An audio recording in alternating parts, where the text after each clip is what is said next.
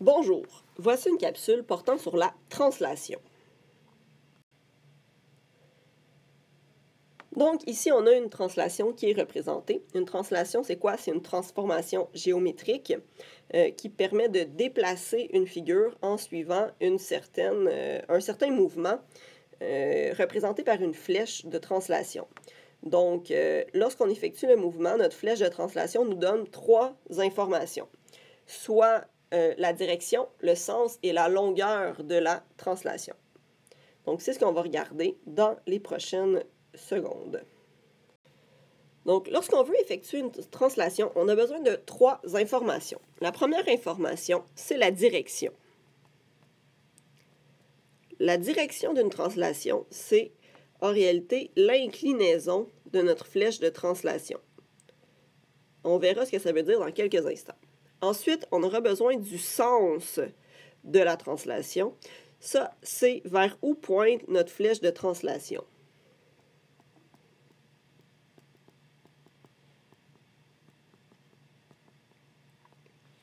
Et ensuite, on a besoin de la longueur, c'est-à-dire la distance effectuée par la translation. Donc, la direction, c'est l'inclinaison de la flèche de translation. Dans ce cas-ci, on a plusieurs flèches de translation.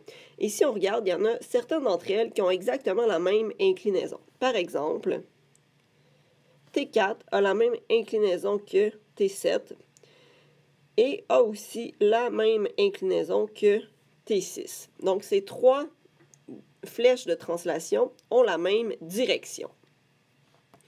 On pourrait aussi dire que la translation 2, la translation 1 et la translation 8 ont la même direction puisqu'elles sont toutes les trois verticales. Et je pourrais dire la même chose de la translation 5 et la translation 3 puisqu'elles sont horizontales. Donc, dans ce plan cartésien, nous avons trois directions différentes puisqu'il y a trois inclinaisons différentes. On pourrait aussi dire, en fait, on remarque que la direction, comme c'est l'inclinaison, en fait, lorsque les flèches de translation ont la même direction, ce sont des flèches qui sont parallèles. Donc, on peut vérifier si les flèches de translation sont parallèles pour savoir si elles ont la même direction. Donc, si maintenant on s'intéresse au sens de la translation, le sens de la translation, c'est vers où pointe la flèche. Donc, pour avoir le même sens, il faut tout d'abord avoir la même inclinaison.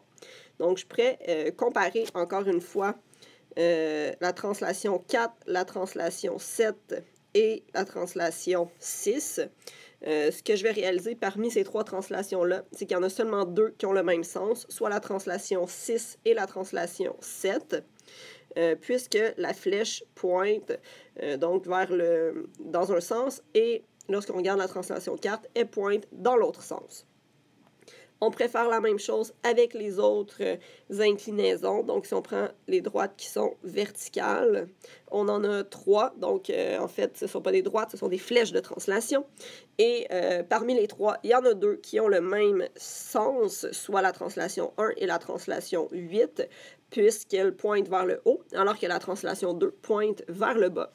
Et finalement, la translation 3 et la translation 5, on constate que même si elles ont la même inclinaison, elles ne sont pas dans le même sens puisqu'elles pointent sur des directions opposées.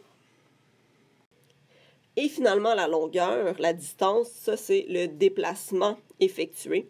Donc, lorsqu'on prend nos deux translations 1 et 8, on constate qu'ils ont exactement la même longueur, donc un déplacement de 4 unités.